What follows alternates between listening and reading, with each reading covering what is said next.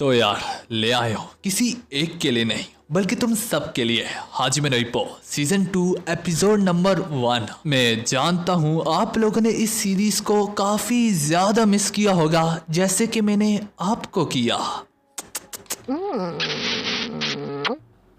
दोस्तों ये सीरीज आपके कहने पे एक्सप्लेन हो रही है तो सारी सी बात है मुझे इस वीडियो पे ज्यादा से ज्यादा लाइक और कमेंट चाहिए ताकि अगली एपिसोड पॉसिबल हो पाए। और हाँ दोस्तों, अगर आप लोग हाजिमे नो इप्पो की घंटे की वीडियो चाहते हैं तो इसके लिए मेरा एक तीसरा चैनल भी है जिसका नाम है प्लेयर रैंक्स। तो बस आप लोगों ने करना ही है कि उस चैनल पे 1000 सब्सक्राइबर्स को कंप्लीट करना है और बदले में मैं आप लोगों के लिए 1 घंटे की हाजिमे नो इप्पो ले आऊंगा। और जैसे कि इसके नाम से ही मालूम पड़ता है ये गेमिंग चैनल है जिसमें हम पबजी, फ्री फायर और AAA जैसी गेम्स मतलब कि GTA 6 को भी स्ट्रीम करेंगे। तो इसके लिंक को मैं कमेंट में पिन कर दूंगा, आप लोग जाके उसे सब्सक्राइब कर सकते हैं। तो चलो यार शुरू करते हैं।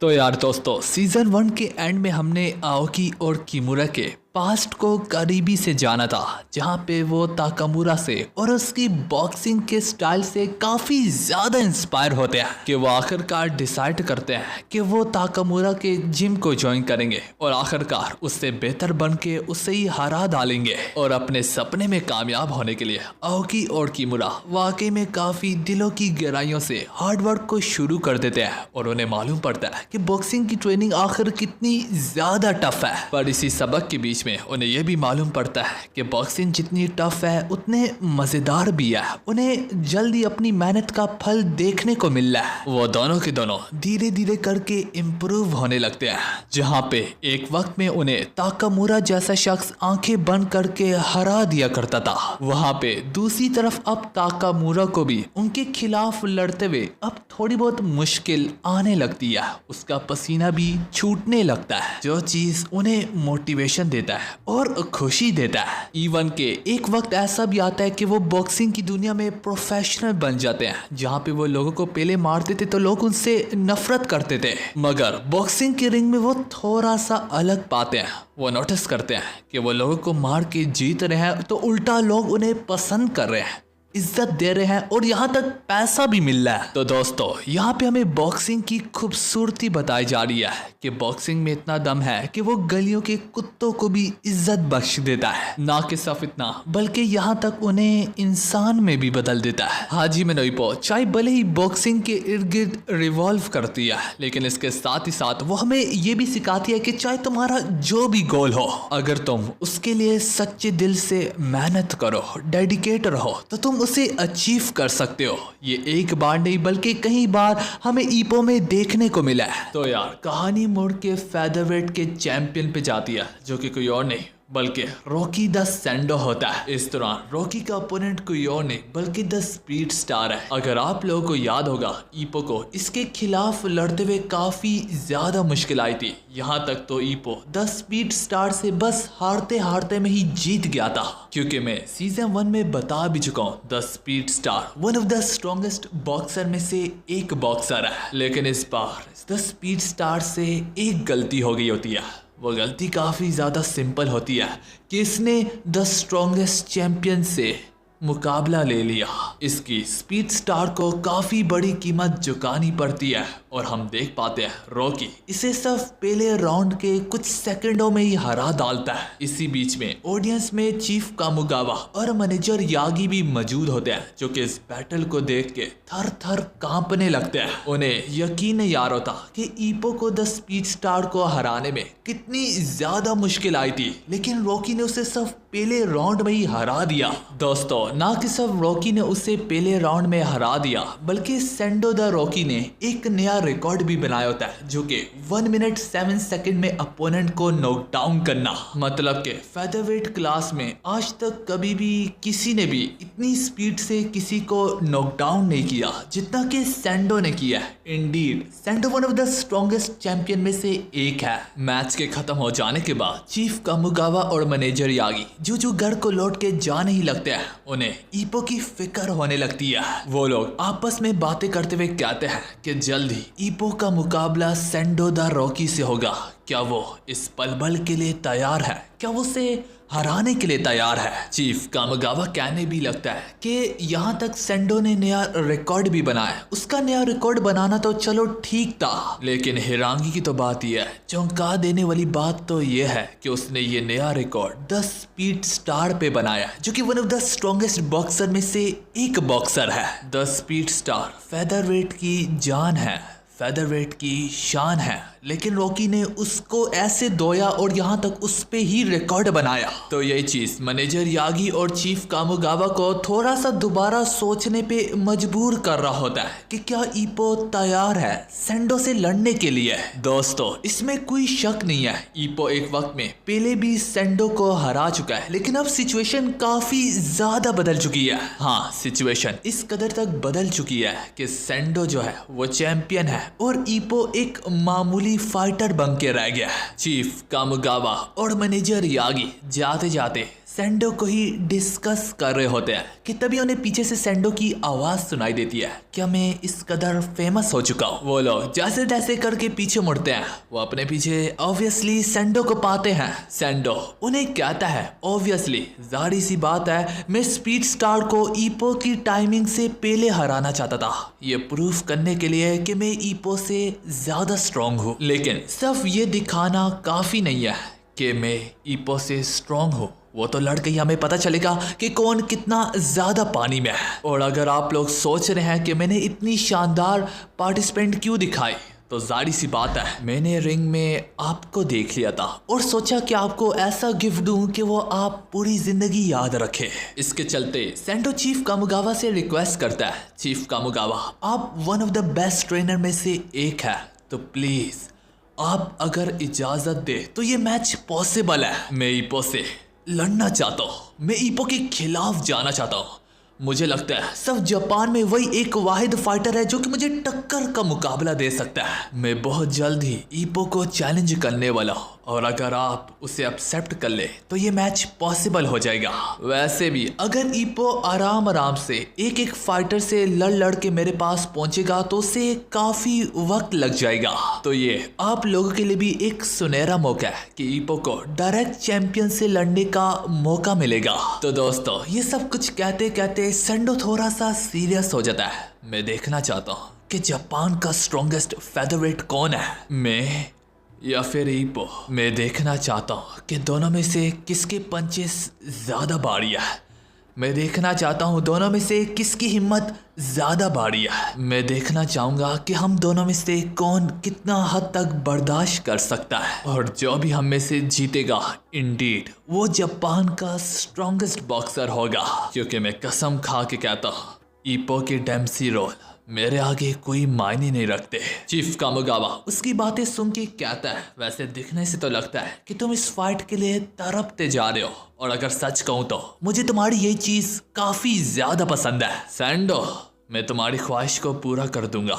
जो सुन के सेंडो काफी ज्यादा खुश होता है और चीफ कामिगावा का शुक्रिया अदा करता है। थोड़ी देर में यहाँ पे नानीवा के बच्चे आके रॉकी को अपने साथ ले जाते हैं। तो पीछे से मैनेजर यागी चीफ कामिगावा से काफी परेशानी से सवाल पूछता है, चीफ एक बात तो बताइएगा, आखिर सेंडो का इससे क्या मतलब है कि ईपो के डेम्सी रॉय से उसे जरा भी फर्क तक नहीं पड़ता। उसने खास ईपो के सबसे पावरफुल मूव को पॉइंट आउट करते हुए कहा कि वो उसके आगे बेमायने है। और ये बात तो बच्चा बच्चा जानता है कि सेंडो जानबूझ के कभी भी किसी को नीचा नहीं दिखाता। वो सच्ची बात करता है और 100% एक्यूरेट बात करता है। और उसकी इसी पर्सनैलिटी को दिमाग में रखते हुए सेंडो ने ये बात कह दी और चीफ कामिगावा ने ये बात सुन ली तो ये उन्हें हजम नहीं हो रही होती। दोस्तों, सीन शिफ्ट होके ईपो माकनाउची के घर पे जाता है, जहाँ पे ईपो टीवी पे बैठ के सेंडो के इसी मैच को देख के काफी ज्यादा हिल के रह गया होता है। ईपो माकनाउची को अपनी आंखों पे यकीन नहीं आ रहा होता जो वो देख रहा है। ईपो माकनाउची को अपने कानों पे यकीन नहीं आ रहा होता जो वो सुन रहा होता है। ईपो माकनाउची को विश्वास नहीं हो रहा होता जिस दिमाग से वो उसे समझ रहा होता है। ईपो ये देख के ही परेशानी से अपने मन में कहने लगता है कि सेंडो ने नया रिकॉर्ड बनाया, वो भी one of the strongest boxer the speed star पे। ईपो सोचने लगता है कि मेरी गैर मौजूदगी में यकीन अभी भी नहीं आता कि सेंडो कितने कम वक्त में कितना ज्यादा पावरफुल बन गया है। ईपो समझ जाता है कि सेंडो जब लड़ने लगता है तो वो एक हैवान की तरह है, जहाँ पे उसकी हैवानी हिस्स काफी ज्यादा तेज है। ना कि सिर्फ इतना बल्कि सेंडो फास्ट मूवमेंट दिखा के अपने अपोनेंट को प्रेशराइज भी करता है और उन्हें ये सोचने पे मजबूर करता है कि मैं समझ पा रहा हूँ कि तुम क्या करना चाह रहे हो। स्पीड स्टार को अपने दम को तोड़ता देख के, सेंडो को उसे मौत के घाट उतारता देख के ईपो के मन में सिर्फ एक ही शब्द होता है कि सेंडो जैसा कोई नहीं, सेंडो सेंडो है। वो सेंडो के मैच को बार बार रिप्ले कर करके देख रहा होता है कि इसी बीच में उसे दरवाजा बजने की आवाज आती है। जब वो दरवाजा खोलता है तो वो अपने दरवाजे के आगे चीफ कामुगावा को पाता है। ईपो हैरानगी से पूछता है, चीफ कामुगावा, वो भी इतनी देर में? सर आप यहाँ पे क्या कर रहे हैं? ईपो उन्हें अंदर आने के लिए कहता है। चीफ कामुगावा उसकी बात को काटते हुए फौरन से मुद्दे की बात पे आता है। चीफ कामुगावा उसे पूछता है, क्या तुमने वो देख लिया? क्या तुमने भी सेंडो का मैच को देख लिया? ईपो अपनी नजरें चुराते हुए कहता है, हाँ। तो चीफ कामुगावा उसे पूछने लगता है, तो बताओ तुम इस बारे में क्या कहना चाहोगे? तो ईपो यहाँ पे काफी अच्छे वर्ड का चुनाव करता है कि मुझे हजम नहीं हो रहा। इसका ये मतलब है ईपो ना चाहते हुए भी चीफ कामुगावा को यही कहना चाह रहा है कि सेंडो इस वक्त मुझसे काफी ज्यादा आ गया है। चीफ ईपो को बताता है, क्या ईपो तुम्हें मालूम भी है कि आखिर सेंडो इतना ज्यादा पावरफुल क्यों बना? तो वो ईपो को बताता है, उसकी वजह तुम ही हो। जैसे कि अभी तुम हजम नहीं कर पा रहे, तो इसी तरह एक वक्त ऐसा भी था जहाँ पे सेंडो ये हजम नहीं कर पा रहा था कि तुमने उसे हरा दिया है। तो इसके लिए उसने दिन रात एक करके ट्रेनिंग शुरू कर दी और अपने गोल के लिए सबसे ज्यादा बढ़ चढ़ के मेहनत शुरू कर दी। उसने चाहे भले ही बेल्ट को पा लिया और एक बार अपने टाइटल को भी डिफेंड कर लिया, लेकिन अभी भी उसका पेट नहीं बढ़ा। तुम्हें मालूम है ईपो, वो सबसे बढ़ के तुम्हें हराना चाहता है, वो सबसे बढ़ के तुम्हें सरपास करना चाहता है। तो तुम इसका जवाब कैसे दोगे? ईपो चाहे भले ही सेंडो जो है वो इस वक्त चैंपियन है, लेकिन तुम्हारी फैन बेस काफी अलग है और हर एक को तुमसे उम्मीदें हैं। हर कोई जानता है कि तुम एक वक्त में सेंडो को हरा भी चुके हो, तो हर किसी को तुमसे इस वजह से और भी उम्मीदें हैं। तुम्हें पता है ईपो, ये मैं सब कुछ इतने यकीनी से कैसे कह रहा हूँ। काश कि तुम वहां पे मौजूद होते जब मैंने उसकी आंखों में तुम्हारे खिलाफ वो लड़ने की इच्छा देखी थी। वो अपने जुनून और जज्बे से उभर रहा था। वो शोलों में भड़कती हुई आग, वो भड़कती हुई आग में वो भड़कते हुए शोले। ईपो वो सारी की सारी चीजें सिर्फ तुम्हारी ओर ही इशारा कर रही थी। तुम्हारी मिसाल ऐसी है कि जैसे कि कोई सेंडो की आग को फूके मार मार के तेज कर रहा हो, तो सिंपली तुम एक ऐसी चीज हो जो कि उसकी आग को बढ़ावा देती हो, जैसे कि कोई आग में पेट्रोल छिड़के और उसे मजीद तेज करे। खैर यार, सिर्फ ये वजह नहीं है कि मैं यहाँ पे मौजूद हूँ। ईपो तुम इस दिन से वाकिफ रहोगे। मैं तुम्हें ये साफ साफ शब्दों में कहने आया हूँ कि तुम्हारा अगला ओपोनेंट कोई और नहीं बल्कि सेंडो ताकेशी है। सेंडो ने खास मेरे पास आके ये रिक्वेस्ट की है कि उसके अगले ओपोनेंट तुम ही होने चाहिए हो। ये कहते हुए चीफ कामुगावा भी काफी ज्यादा सीरियस होके कहने लगता है, ईपो चाहे सेंडो जितना भी बड़ा मॉन्स्टर बन जाए, ये मत भूलो कि तुम अपने आप में ही एक बीस्ट हो, और अगर तुम मुझसे पहले एक बार हरा चुके हो तो मुझे पूरा यकीन है तुम इस बार भी हरा सकते हो। ईपो आज के दम से और आज के रोज से हम तुम्हारी इतनी टफ ट्रेनिंग शुरू करेंगे और तुम्हें इस कदर महान बनाएंगे जितना कि कभी सेंडो ने अपने ख्वाबों में भी नहीं सोचा होगा। तो मत बोलो, तुम्हारा नाम है ईपो माकनाउची और तुम आज तक हर एक को हराते हुए आए हो। तुम जाने जाते हो और माने जाते हो अपने काबिलियत के दम से। ईपो हमारा एक ही मिशन है कि तुमने हर हालत में उस बेल्ट को पाना होगा और खुद को चैंपियन बनाना होगा। ये मौका है मौकों के बीच में सुनहरा। सो जाओ, कल जल्दी उठना है। ये कहते हुए चीफ कामुगावा जूजू जैसे तैसे करके जा नहीं लगता है, तो ईपो भी पीछे से उसे बताता है कि मैं उस बेल्ट को पाना चाहता हूँ और आखिर क्यों ना पाना चाहूँ, ये हर बॉक्सर का ड्रीम होता है, जैसे कि हर यूट्यूबर का ड्रीम होता है कि उसे प्ले बटन चाहिए। ईपो चीफ को ये भी समझाता है कि जब मैंने पिछली बार उसे हराया था उससे मैं अपने पंच के दम पे केओ ना कर पाया, बल्कि हाँ मेरे पंच की पिछली डैमेज से ही वो बाद में जाके बेहोश हो गया, जो चीज मुझे अच्छी नहीं लगी। तो वो भी एक तरह से मेरे लिए खास विक्ट्री नहीं थी, मैं उसे अपने मुक्के के दम से होश दिलवा के बेहोश करना चाहता हूँ। दोस्तों कहानी अगले सीन पे जाती है जहाँ पे ताकामुरा और बाकी जिममेट्स इस वक्त ट्रेनिंग कैंप पे जा रहे होते हैं, क्योंकि जाहिर सी बात है पिछले ट्रेनिंग कैंप में ईपो ने काफी कुछ सीखा था, तो ऑब्वियसली इस बार भी उसे ट्रेनिंग कैंप की जरूरत है अपने चैंपियन मैच के लिए। पर हर बारी की तरह मिस्टर ताकामुरा, आओकी और किमुरा अपना बढ़ बढ़ के बैग को पैक कर चुके होते हैं अपनी मस्त और रंगीन चीजों से, जिससे वो ट्रेनिंग कैंप में मजे ले सकते हैं। जाने से पहले आओकी चीफ से बोलता है, चीफ आप फिक्र मत करना, हम जी जान लगा के ट्रेनिंग करेंगे। पर चीफ इनकार करते हुए कहने लगता है, बेहुदा और गुनाहगार पापियों कहीं के, तुम लोगों को क्या लगता है कि मुझे नहीं पता?